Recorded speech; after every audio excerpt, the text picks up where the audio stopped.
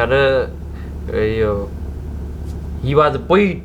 Quaid E Azam is not a poet. Allama Iqbal is a poet. Why you are taking me for two men, two boys, you are what? Can me quaint after then, man? Sir, Quaid E Azam not poet. Why you are taking me for Satan after now? Sir, when Quaid E Azam born, the Quaid E Azam Muhammad Ali Jinnah, who is the founder of Pakistan, was burned in Karachi. We all taking me quaint after then, man. Quaid E Azam, you are here taking me quaint. And you are taking me quaint after then. Shut up. Donkey, monkey. Sir, I am reading. Quaid E Azam Muhammad Ali Jinnah was born in Pakistan. And departure from subcontinent India, and he was coming to Peshawar, and he got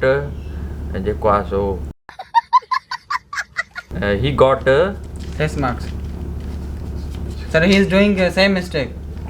Why mistake? You are English talking, English clear, no? MA pass, you are BA pass. Why you are coming? How did you? Why you are old man? Why you are sarcasm? What you are saying?